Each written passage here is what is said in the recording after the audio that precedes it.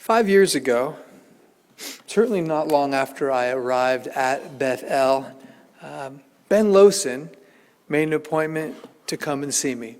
And we sat together in my study, and he began to teach me about the East Turkistan genocide of the Uyghur people. And I'm not proud to admit at that time I had never heard about any of this. I had never heard of the Uyghur people. I had never heard about this genocide being done upon them by the Chinese government.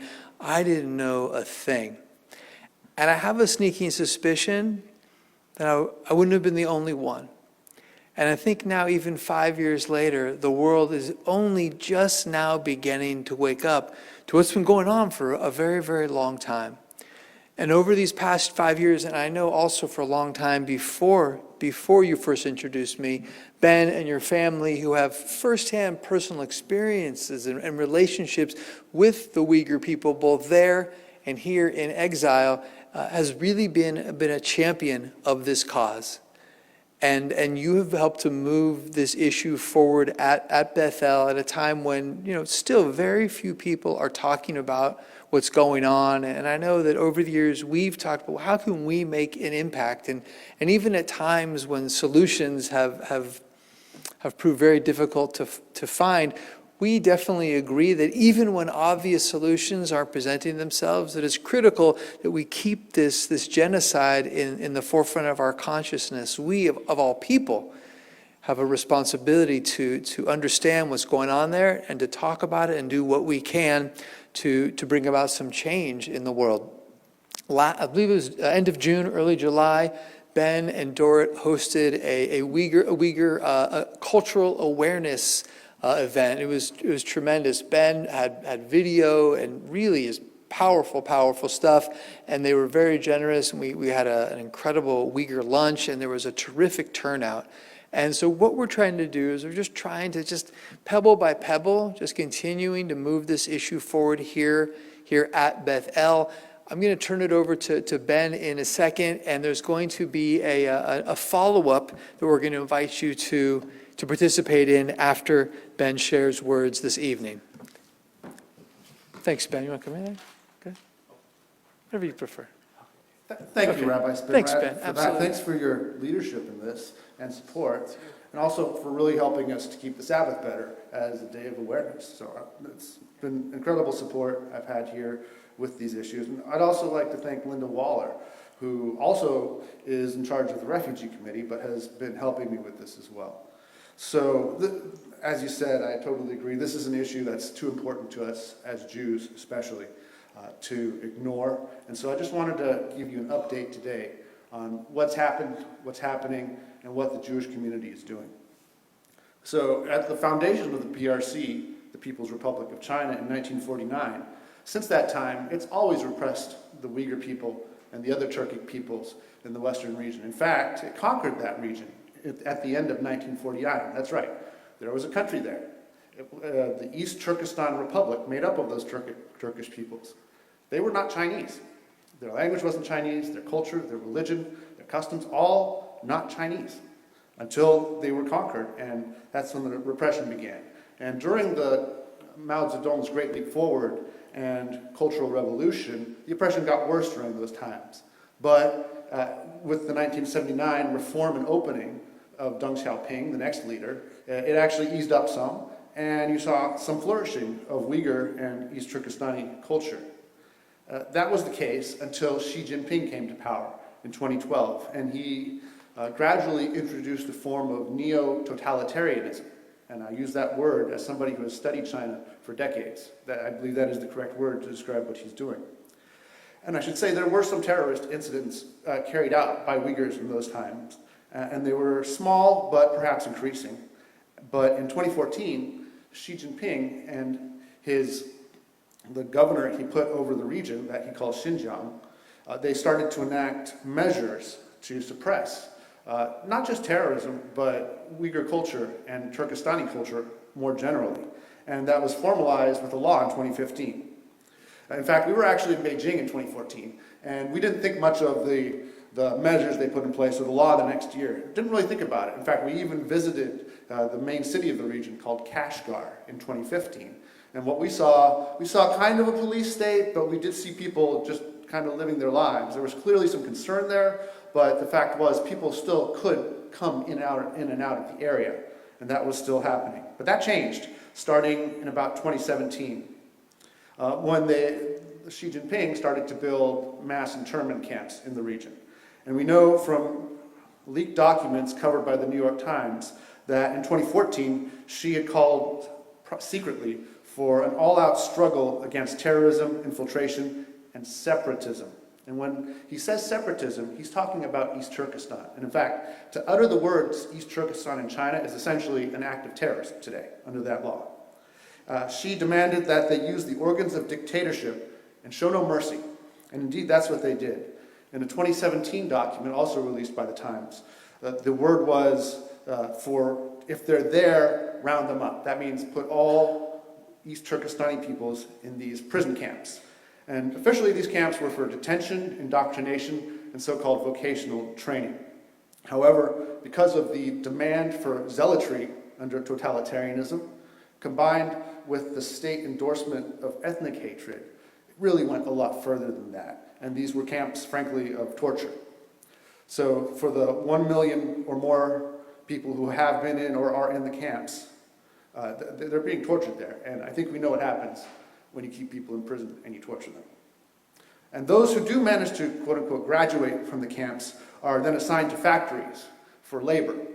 So they're not choosing to do this. In fact, some researchers have found advertisements for this very inexpensive form of labor. There are also, I'm not asking questions, ask me here. There are also credible allegations, not proven, but credible allegations of organ harvesting. And that's life in the prison. Outside of the prisons, throughout the region, it's been described as an open-air prison. To me, it is comparable to a ghetto. The children are often sent to orphanages to be raised under the predominant Chinese culture, the dominating Chinese culture. They have party members do homestays with the people, with the families at home, so that they have to have a party member with them. And they encourage marriage to the Han ethnicity. So we see here that they're trying to essentially breed out and torture to death this entire people. We have 10 million or more Uyghurs, 20 million perhaps Turkic peoples. It might be more because we're depending on People's Republic statistics for these, and we don't know if those are accurate or not. That they're being held incommunicado.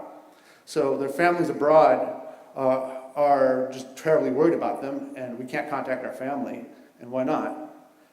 And they're trying to get Uyghurs to come back to China as well. I mean, that could go on and on. But relatives are desperate, and there's no really sign of change in this. I will say you may have seen recent Washington Post reporting saying that some of the camps had closed. I'm sure that's true. It means that the population of the camps is going down. We don't know why. It could be that they're leaving the camps. It could be that they're not leaving the camps. And that's just the best we know, because the PRC government has expended a lot of money to hide these facts from the world. That's why it is important that we expose them. And the Jewish community is helping to do that. As Rabbi Spinrad mentioned, 5 years ago, we've been inviting, for several years now, our Uyghur friends to come and speak and to learn about what's happening. And also, among the broader Jewish community, there are groups working against this, such as the Jewish Movement for Uyghur Freedom. The United States Holocaust Memorial Museum has been very late to the game, but they have come on board and they have recognized this at least as potential genocide. Since 2021, within the DMV area, DC, Maryland, Virginia, the Jewish community has formed a crisis response team under the leadership of Adas Israel in DC. They happen to be the congregation closest to the Chinese embassy in DC. They put together an open letter of synagogues and other Jewish communities. They have held special events, and they've started a series of monthly protests outside the Chinese embassy. And Beth El is going to be leading the protest this month. I'll talk more about that in a second. What we're doing in the future, on December 9th, That is the Uyghur Genocide Recognition Day officially, and that's the day that the Uyghur Tribunal, an international tribunal held in Great Britain, determined that this was in fact genocide. And so to commemorate that, we're asking our local governments to make resolutions in commemoration. And I'll thank Kirk McPike for that, Jason's husband, and he's helping me because he's on the city council and really helping out a lot with that. So this summer, as the rabbi mentioned, we had our Uyghur Culture and Film Lunch on June 24th. We have our Genocide Awareness Shabbat tonight. And coming up, mark your calendars please, this August 24th, that's a Thursday evening at 6:30 p.m. August 24th at 6:30 p.m. We're going to meet at the Chinese Embassy.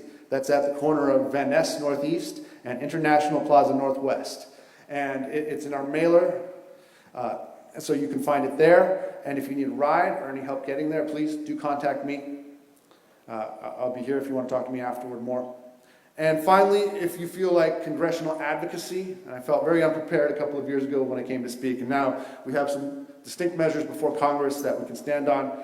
4 things. Number 1, strengthen the Uyghur Forced Labor Prevention Act. That was passed at the end of 2021, and there is a bill right now coming through the Senate for that. It's called the Sanctioning Supporters of Slave Labor Act.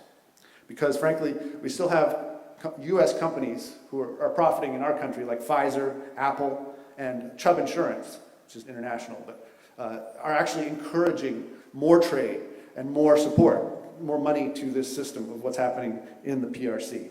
And that we need to crack down on them, and we need the legal instruments, and this is a great one. Number 2, the recognition of East Turkestan as a nation, as an occupied nation.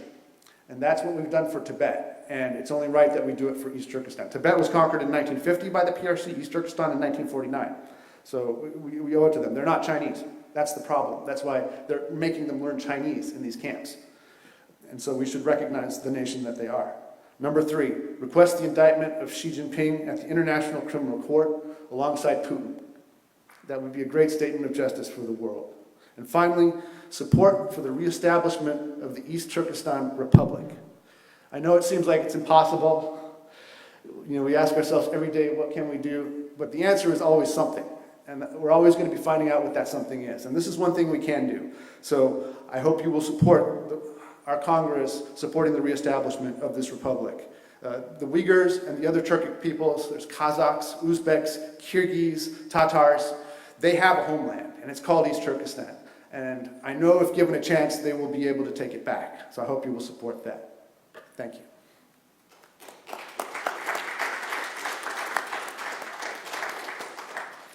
Thanks so much, Ben.